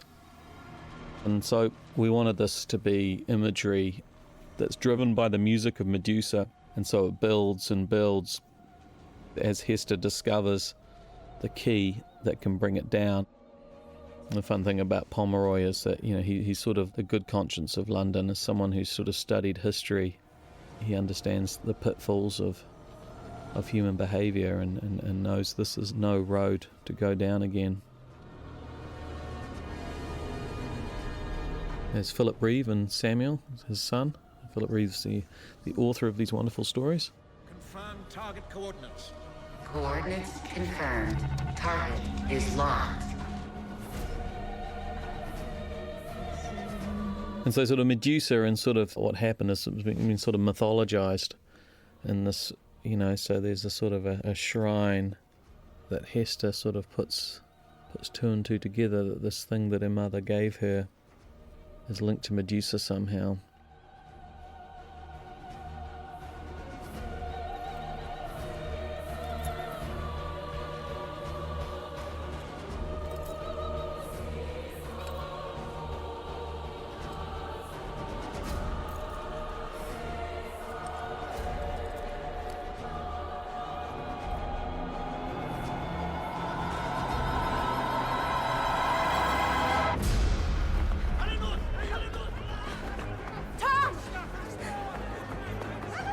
So as the scene builds to Hester working out that she has the crash drive, we sort of disempower Medusa.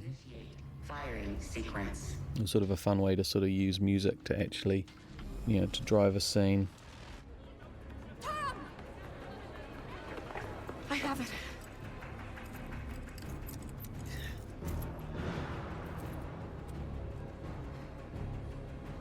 Where did you get this? Go dark. They're preparing to fire. Sound the alarm. Yeah, so our Shangguo set, again, wasn't actually a very big set, all these streets. We sort of had to, we shot multiple scenes on here, all our scenes of people running through the streets.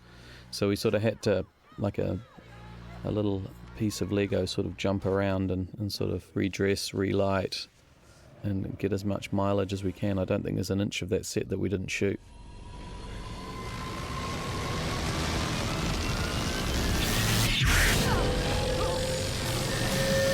And all of this is sort of, you know, the craziness of the weapon, that they haven't really created it with much solidity. They've screwed wires together and sort of built it in a much more low-tech, sort of analog kind of way, and so the weapon is in danger of overheating and taking itself down, but they're sort of, you know, blindly driving forward.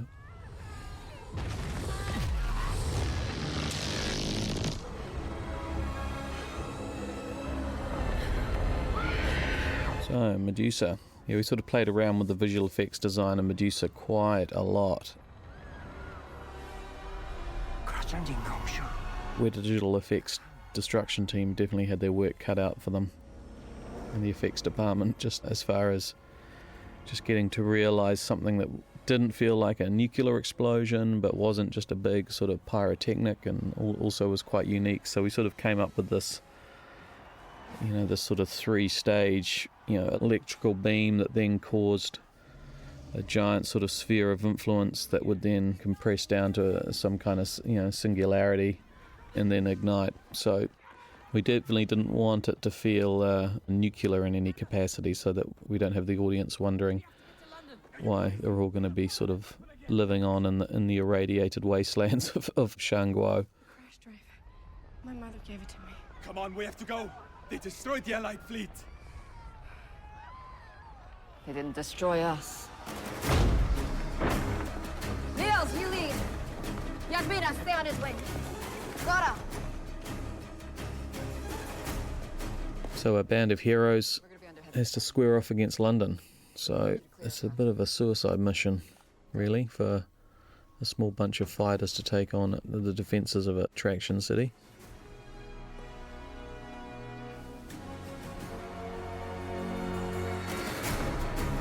Where's Tom? Tom?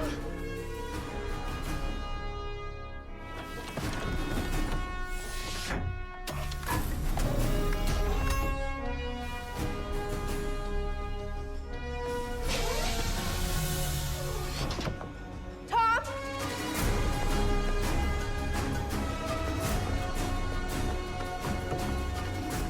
You sure you want to do this? Once we go in, there's no going back. I have to. Yeah, so the Jenny Hanover fuselage, the whole gondola, which is the bit right from the cockpit right back to the balcony on the back, was constructed as one piece. But then for all this flying stuff, we actually had to, and it was designed this way, but we actually had to take it all apart. So we had the cockpit and a tiny bit of the cabin, so we could actually fit it on the motion base and actually have it articulate around. So when we start getting into the more dramatic sort of action flying stuff, we could actually have it twisting and tilting and the actors sort of moving around within it. So as they go out, this is the first time the anti-tractionists get to actually see the extent of destruction.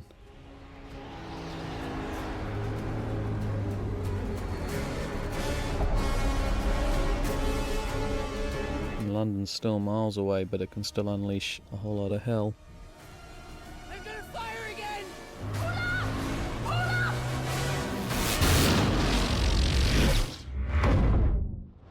And luckily they're just out of range of the sphere of influence of the weapon, but it still nearly blasts them apart.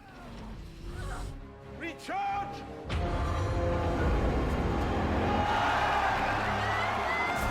You know, they all managed to survive it, but the Jenny's windows are blasted out now. You know, it's sort of in time critical now that they actually have to get Hester into St. Paul's with the crash drive.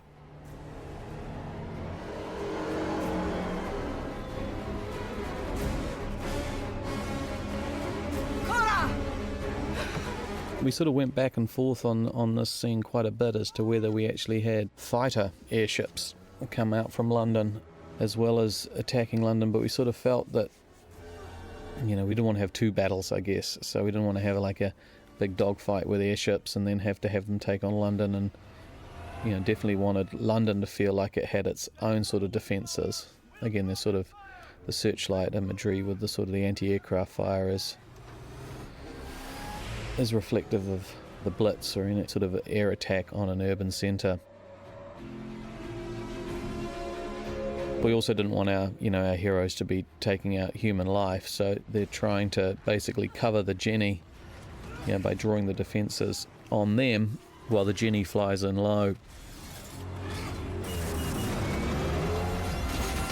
This is a fun sequence to sort of design with the Previs team, and then ultimately with Weta Digital Animation. And a lot of our animators that we worked with on the Previs team actually crossed over into the Weta Animation team to sort of help complete the shots. So the design of the airships, it was a tricky balance, sort of trying to actually give them the dexterity of sort of jet fighters, but also still make them feel like airships. So we sort of had to invent sort of different ways of having them aerodynamically move. So Nils's airship, unfortunately, is the first to die. He's got these great big tail fins that can articulate, whereas the Zainab, which is Yasmina's, it's sort of more driven by these rotating jet engines. And the Jenny obviously has the largest envelope, so it's actually a little less mobile. Whereas the others are they're more like fighter ships. The Jenny's actually something that Anna can travel a lot more long distance on, and obviously is her home as well.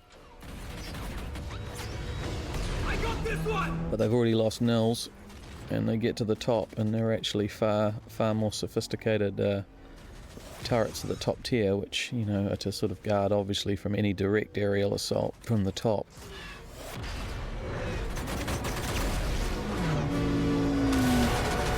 The London top turrets are the most deadly.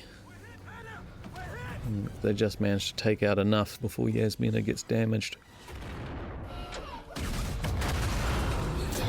Yasmina, take out the last one! We're going down! Hang on! Dramatically here, it was just a balance of, we haven't spent that long with these characters, so if we labour over their deaths too much, we're sort of trying to make the audience feel something that they're not going to feel. And so we just had to walk a fine line with this balance of feeling the loss of these characters that we've only just met, but also not lingering on their deaths so long that we were feel like we're trying to force the audience to feel something that they won't naturally feel.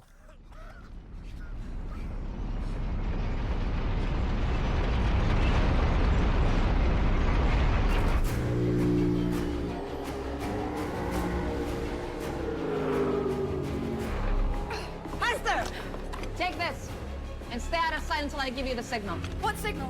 So we wanted the Jenny to sort of have a lot of speed and be able to sort of sidle up next to London and make all the stuff feel like you're having to fly a jet plane, sort of having to drop someone off like on an aircraft carrier if it was travelling at the same speed. This scene, this little moment between Tom and Hester, it was originally scripted where they said all sorts of things to each other or started to say things to each other and then didn't, and it actually ended up being way stronger for them to actually just say nothing and just share a look.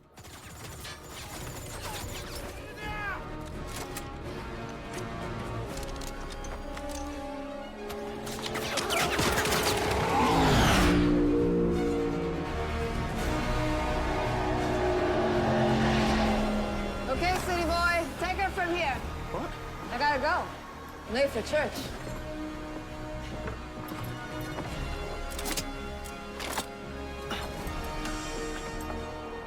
Hey. Look after her.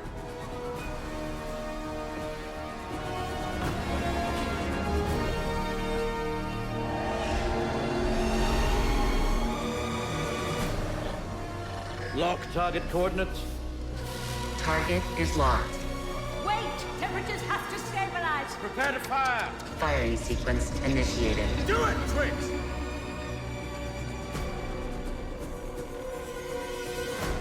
Watch out! Anna's big hand cannon, armor-piercing rounds. Warning. Core temperature critical. Deploy system override. Fire again! One more strike, that wall comes down.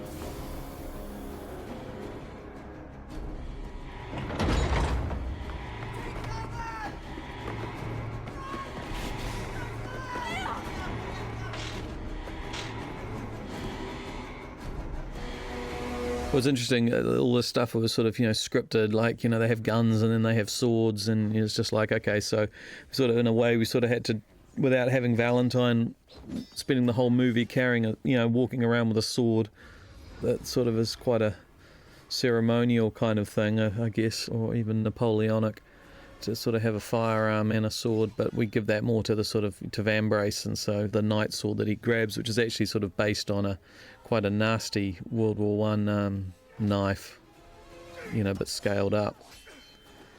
So he grabs that off Vambrace's dead body to go up and take out Anna Fang.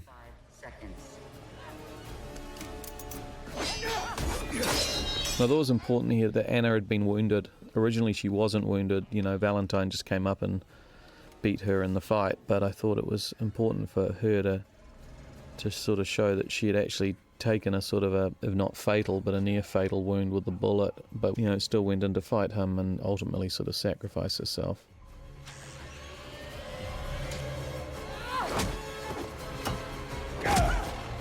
And here Hester has to suffer the frustration of bodged together technology that as she presses in this code, it sort of has a very delayed response. Yeah, Jahei was sort of fantastic in this fight. I mean, it was really physically demanding, especially this last struggle with Valentine, because, the energy of that struggle, was quite emotionally sort of draining.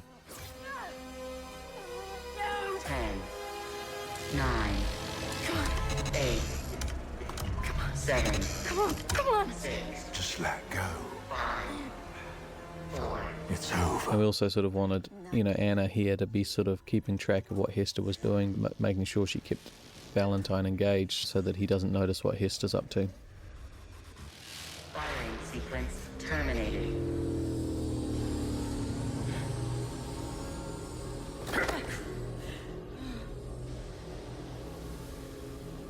Go!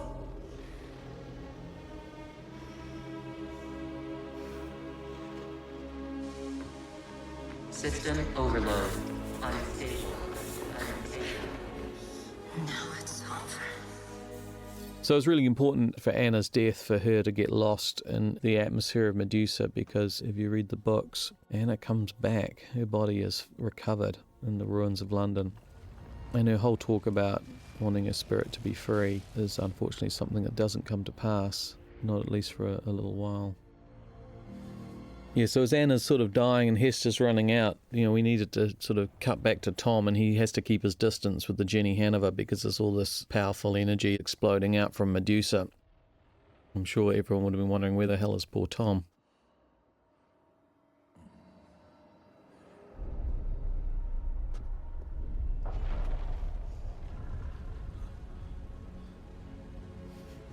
Kate, thank God you're safe. We need to go. How could you? How many lives have you taken? And for what? I did what I had to. So there's a variation of this scene was actually the audition scene for Catherine. This was actually the scene that we auditioned Catherine on, and it was the one that Layla basically secured her part as Catherine because she was so great. Yeah, and the music. This is one of the scenes where we had a lot of music playing over this scene, and then it just felt a lot better to strip it back and just have it between these two characters. You really don't know me, do you? That wall is coming down. And we used to have a scene here where, as Catherine was watching, Valentine was sort of calling over Pusey and Ginch and sort of whispering to them, but it just was taking too long, and it just felt like it was way more efficient to have, Valentine say, that wall is coming down, and you cut to the result of the plan that he's already set in motion, which is, if things go wrong, we're going to drive the city into the wall. Now, originally, a lot of the Wheelhouse scenes had Bevis Pod in them, and Ronan, who's wonderful as Bevis, we ended up taking him out. Not anything to do with Ronan, but just because it sort of weakened Catherine, unfortunately, to have her continually just following Bevis around, sort of assisting with his decisions, when really, the crux of it is that she has to be the one who foils her father's sort of cowardice, and that, Valentine is sort of abandoning London because it's failed. His plan has failed, and it was much stronger for her to be the one trying to stop. And even though she needs to team up with Tom again, the fact that she's there by herself trying to bring the city to a halt sort of felt much stronger. We re-edited it and shot a little bit of pickups with Layla just to make it her scene. So we ultimately just leave Bevis in the crypt. He's there to sort of be with Catherine, and she makes the decision to reject her father. But we don't see him again, and he lives to wander up later on in the film. You're not going anywhere. You're not gonna hurt anyone else ever again.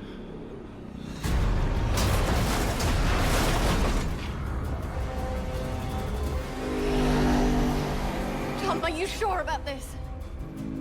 Do it!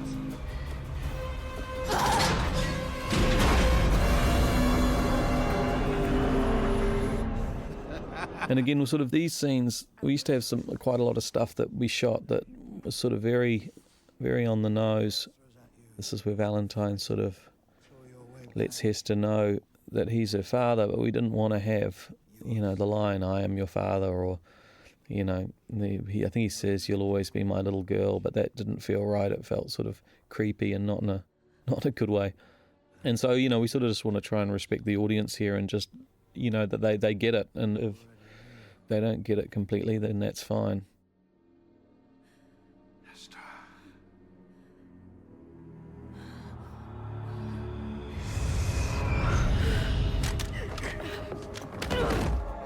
Let your guard down.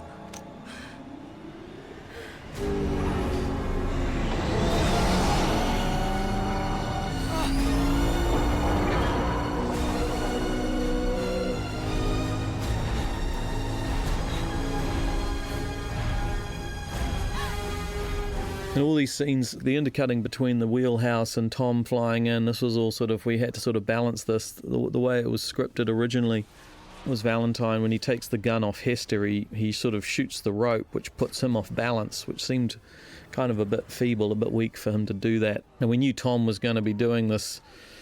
It was going to blow up the beast, the engine of London, which was going to, sort of shake the whole city. And so we just re-edited the timing of these events so that one actually affects the other. There's actually cause and effect. So Tom, inadvertently, by stopping London, also manages to give Hester a chance at, the upper hand.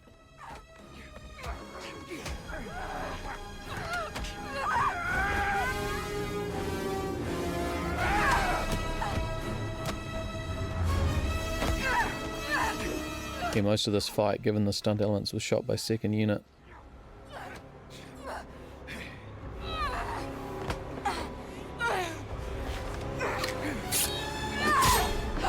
Tom's knife, Hester, the knife that she stole from him in the trenches so long ago.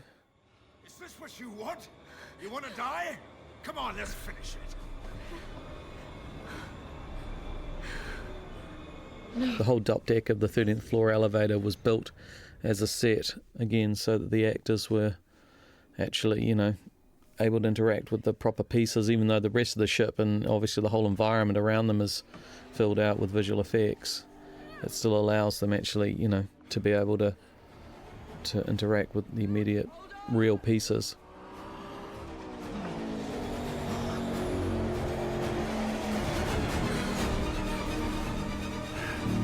Your history. Your history. So that line was actually completely ad-libbed on the day. It was never in the script. We were shooting this with Robbie, and Robbie was doing a fantastic job, had great energy, and I just felt, God, we sort of said, yeah, we got it, and we were about to move on, and he was sort of walking off the Jenny, and I just sort of was talking to him. I said, it feels like you should say something. What do you think? We've got to this point, and you're swinging the Jenny around. feels like you should say something. And I can't remember if it was him or me, but one of the first thing that came to mind was like, your history, which, you know, obviously is a fun play on the fact that Tom was a historian and Valentine's the chief historian of London. And so we quickly ran over to Fran and we sort of said, we thought of something for Tom to say, thinking that she might laugh at us and go, no way that's going in the script, as she was sort of there to safeguard the department of the writers. And she goes, okay, what is it? And we said, your history. She goes, that's pretty good. So we went back into it, and Robbie said, can you give me a few minutes, because he wasn't sure if he could make it work, but he completely nailed it. And after several hundred years, the London, the great traction city, comes to a halt.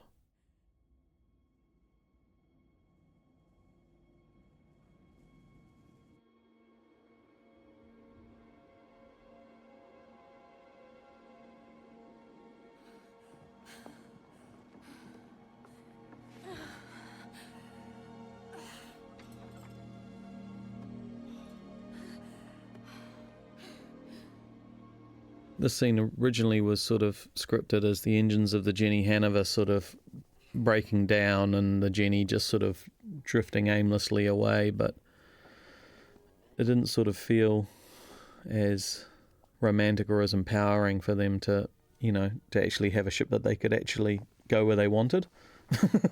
It felt better to actually just have their whole future in their hands. Again, all these scenes used to be longer. Tom and Hester sort of collapsed in the seats, and then the Jenny's engines cut out for no real reason.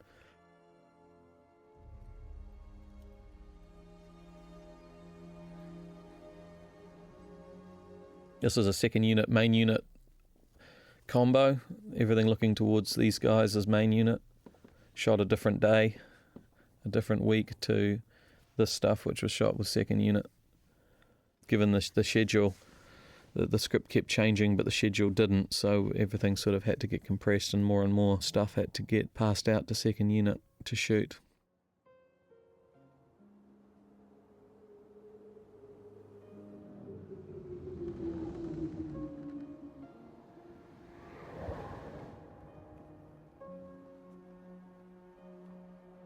And this scene. I think this was the most rewritten scene in the whole movie, in that originally, obviously, it was based on the fact that the engines had crapped out, but we sort of thought, well, do you want to be in a Jenny at the end that the engines don't work, or do you want to be in a Jenny Hanover where the engines do work and it's up to them what they're going to do? And also, there were a couple of I love yous, and this is where we finally settled on, which we think sort of allows us to have this love story of these two characters who grow closer together and fall in love without actually ever saying I love you. So this story just takes us to the point that, that they're together, obviously, amidst this sort of great adventure. And we sort of leave them hanging there. The Jenny, obviously, the engines are shut off, so it just floats literally where the wind's going to take them, obviously, until, they re-engage the engines. So it sort of just leaves our sort of two heroes hanging there in each other's arms. And that is Mortal Engines. I hope you enjoyed this commentary, and if you want to hear some great music by Tom Holkenborg, you can keep watching and see the names of all the amazing people who helped make the film. Thank you very much.